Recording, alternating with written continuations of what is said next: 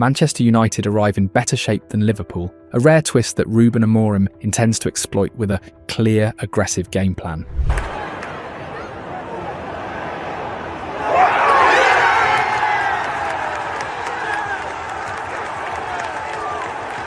Liverpool have just spent roughly £450 million and broken the British record twice, yet they enter this derby on a 3-game losing run, the first real blip of the Arne Slot era. The big question is, one of the big questions about Liverpool, there are several before this big game against Man United off the back of the international break, where Liverpool came in off the back of the Chelsea defeat away from home, played poorly, got outplayed, deserved what they got. Salah was poor. Steve and I went over it a week or so ago. We went over the midfield, we went over the space they were allowed, we went over multiple things, but Florian Wirtz was on the bench. What's the decision that Arne Slot is going to make? Amorim remembers last season's trip to Anfield. United went with little optimism and nearly nicked it. This time the form line and the tactical angles tilt further in United's favour. The first pillar is start on the front foot, push Liverpool back early, set the press high, and test their build-up before they settle into rhythm. United will target Liverpool's right-hand side, isolate the full-back channel, force awkward 2 versus 2s, and run diagonal balls into the space behind their right back. To control momentum, United must outnumber the middle, rotate the wide number 10 inside, drop a forward between lines, and create a temporary box midfield to suffocate Liverpool's pivots.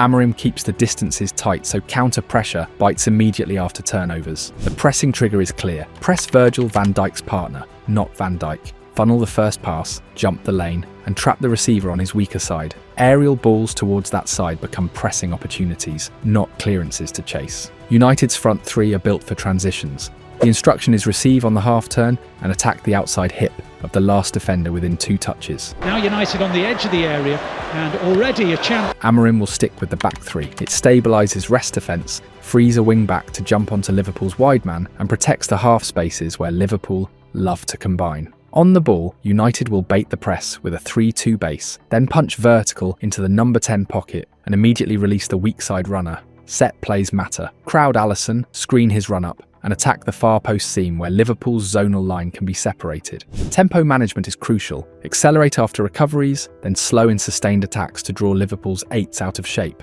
Amorim wants early shots after regains to pin Liverpool's defensive line deeper and blunt their counter-threat. If Liverpool adjust by narrowing the right back, United flip the switch to overlap-underlap patterns and cutbacks from the byline. Bench impact is planned. Fresh pace against a stretched right flank, plus a late midfield body to lock the centre when game state demands it. Discipline without the ball is non-negotiable. No cheap fouls on Salah side spins.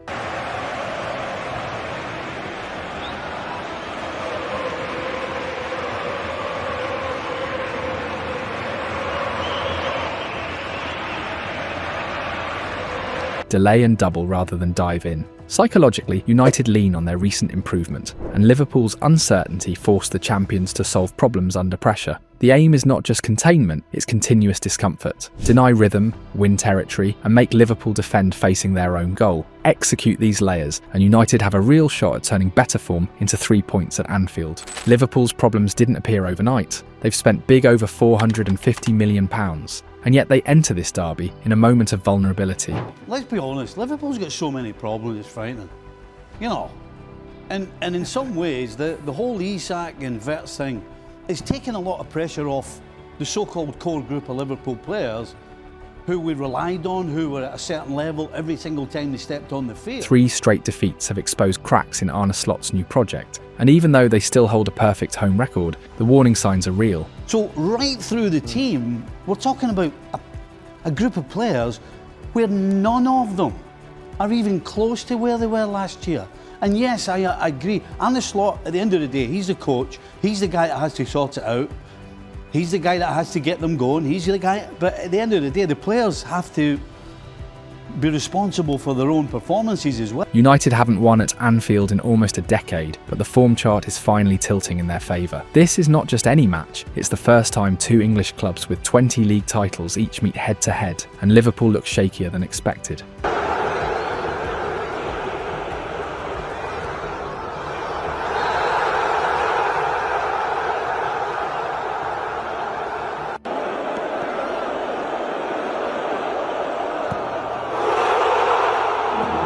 The Reds started the season with a series of late winners masking their flaws. Salah's ball in. Curtis Jones was close. Chiesa! But the new signings meant to define a new era aren't delivering. Florian Wirtz, their record-breaking signing from Leverkusen, has yet to register a single goal or assist. They've lost a lot defensively. So I think for the manager now, last season was such a smooth ride for him. He's now got to really earn his money. You know, he did last season, won the Premier League, unbelievable. But there's a few problems there that he's got to fix. And it'll be really interesting how he goes about it because he's spent a lot of money on certain players. But right now, I don't think the balance of the team is right. And the obvious one that stands out right now is Florian Wirtz. He's just not at the races at all. He's a young boy coming into a new league. He's got plenty of time to go as a Liverpool player. But right now, I think he needs to come out of the team. Liverpool get back to what they were last season and then go from there and try and build some confidence and build some defensive solidity because right now it just looks a mess. Alexander Isak, bought for £130 million, looks far from sharp after a disrupted summer. Ingenting egentligen. Jag jobbar på, kör hårt, spelar mitt spel. Det har gått lite tyngre för oss men jag tror med lagets förbättring när det går bättre och flyter på så kommer det flyta på för mig också. Fullbacks Frimpong and Kirkes, another £69.5 million investment, are struggling badly. Slot's squad overhaul was inevitable after several key figures faded or left. Trent Alexander-Arnold ran down his contract. Robertson declined, Nunez failed to convince, and Diaz had just a year left. But the replacements are not clicking. Even Hugo Ekitike, their one early bright spot, made headlines for all the wrong reasons after his red card in the Carabao Cup. Touch by Chiesa. Rolls it into the path of Hugo Ekitike. And there's another one. A Liverpool late show.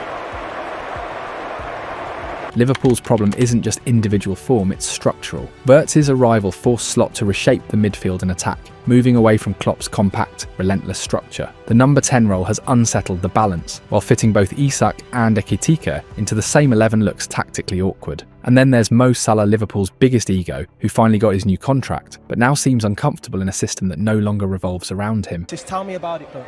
Honestly, I had a good summer. I had a long time to just to stay with myself and try to think positive because, as you know, this is my last year in the club. I just want to enjoy it and just I don't want to think about it. But just like I feel I'm free to play football and we'll see what's going to happen next. These are not small issues. They're the early warning signs of a side in transition, trying to find an identity that no longer relies on Klopp's blueprint. For Slot, this derby isn't just a rivalry, it's a credibility test, and Ruben Amorim knows it. Manchester United should have already broken their 9-year curse at Anfield. Back in early January 2025, on Ruben Amorim's first visit as manager, United came within inches of doing it.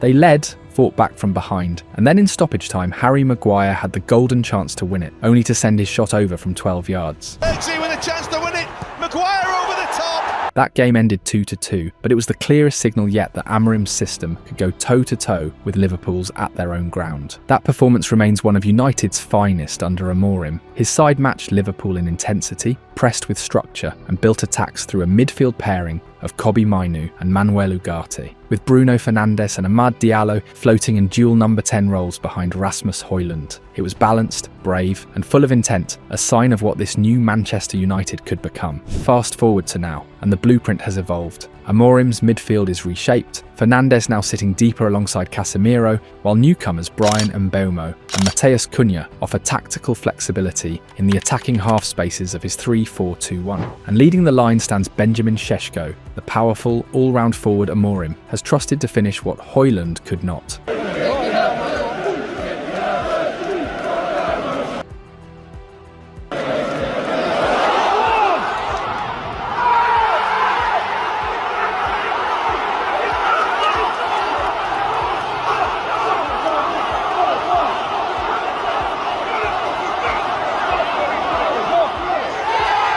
Mason Mount's sharp, energetic display in the 2-0 win against Sunderland before the break adds another layer to Amorim's options. His pressing and late runs into the box make him a strong candidate to start over Cunha, especially in a high-intensity fixture like this one.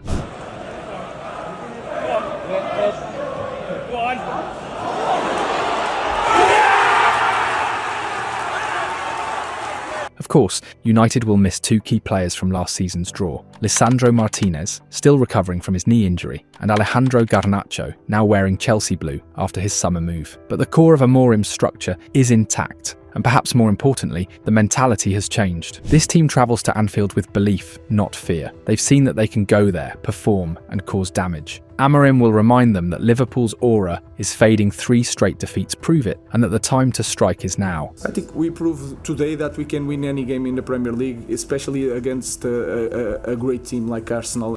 For United to finally end their decade-long wait, they must rediscover that same intensity, unity, and conviction that nearly brought them victory 10 months ago. And Amorim already knows it. There are 5 key tactical points that, if executed to perfection, could make this the night Manchester United finally conquer Anfield once again. This might sound simple, but it's one of the most difficult things to execute at Anfield. The opening 20 to 30 minutes will be decisive silence the crowd early, and the momentum begins to shift. United don't have to overwhelm Liverpool or produce a wave of chances. What they need is bravery in possession, to gain territory and to keep the ball away from their own box. If they can hold Liverpool at arm's length and dictate tempo from the start, they'll build the kind of foundation that elite away wins are built on. This isn't about fireworks, it's about control, structure, and discipline in hostile territory. This is Liverpool's most obvious weakness. Chelsea's Marc Cucurella even admitted after their win that they deliberately exploited that flank. Yeah, I think, they play one style of game that Salah is always ready to attack, so we prepare that if we do good the process, maybe we'll have a lot of space in there. So I think we try to make this thing in our side, and today it works, and we can win the game in this way. If people didn't know. With Mo Salah offering little defensive cover, overloads are easy to create. United's left wing-back must attack the open space behind Liverpool's right-back, and if Mount or Cunha drift inside, the right-back will be isolated and exposed. That's where United can repeatedly punch holes, forcing Liverpool to adjust their shape early. Liverpool's 4-2-3-1 leaves gaps between the lines. Amorim's double pivot has struggled against midfields that flood the central channels, but this match offers a chance to flip that dynamic. By tucking Mount or Cunha in and letting Mbeumo do the same on the opposite side, United can create overloads, force the Liverpool pivots to defend on their heels, and open vertical passing lanes. This doesn't just help United progress the ball, it also prevents Liverpool from dictating transitions. There's no point trying to rattle Virgil van Dijk, but his partner, that's where the opportunities lie. Konate has had a poor start to the season, and if he doesn't make it, Joe Gomez steps in, and he looked uncomfortable in his only start against Southampton. Both have shown they're prone to giving the ball away under pressure, especially when pressed aggressively. Targeting this weak link with Mount's relentless pressing could produce mistakes and turnovers in dangerous zones. Amorim has tinkered a lot with his backline, but stability matters at Anfield. Lenny Yoro, Matthijs de Ligt, and Luke Shaw formed a solid trio against Sunderland and must be trusted again. De Ligt has the physicality to neutralise Liverpool's focal point, while Shaw has plenty of experience facing Salah. Consistency in the defensive structure allows United to defend compactly, attack with confidence, and survive the Anfield storm. If there's any backline with the profile to keep Liverpool quiet, it's this one. This match won't just be about tactics, it will be about key individuals stepping up on the biggest stage. Both sides have players who can swing the game in an instant, and their performances at Anfield could define the result. On the Liverpool side, all eyes will be on Alexander Isak. The striker has struggled to find rhythm this season, but after the international break, there's pressure on him to deliver. He was signed to score in matches like this, and United's backline will need to stay alert to his clever movement. That's given away by McCarthy. Isak! Welcome to the new world. The new world of Alexander Isak and Liverpool Football Club. Mohamed Salah, as always, is the biggest danger. No matter the form, he seems to always find a way to impact games against United, whether it's through goals, clever positioning, or simply drawing defenders out of shape. Szoboszlai, look at the white shirts coming here. Salah! Liverpool have 3. Salah scores at Old Trafford again. Cody Gakpo has quietly become one of the most threatening interior players in the league, drifting between lines and carrying real danger in the half spaces. His ability to break structure could give Liverpool an extra edge. Kerkez, Ekitike's movement, very sharp and very clever again. Here comes Gakpo, still Gakpo. Ryan Gravenberch remains Slot's midfield balance. His control of tempo and vertical passing will be crucial to stabilising Liverpool's rhythm.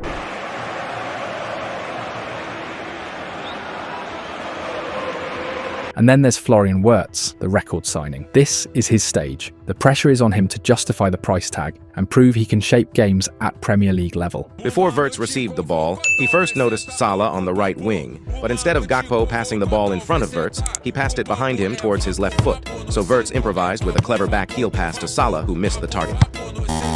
For Manchester United, this is a test of character. Seny Lamens will experience his first major, high-pressure fixture. His raw ability is clear, but how he handles the Anfield atmosphere could be decisive. In front of him, Lenny Yoro, Matthijs de Ligt and Luke Shaw face the enormous task of containing Salah, Isak, Gakpo, Ekitike and company. How they communicate, close space and handle transitions will make or break United's defensive structure. Further up the pitch, Mason Mount and Amad Diallo hold the key to United's midfield control. Their ability to build structured attacks, control positioning and create overloads will relieve pressure on Casemiro and Bruno Fernandes and allow United to control the tempo instead of chasing the game.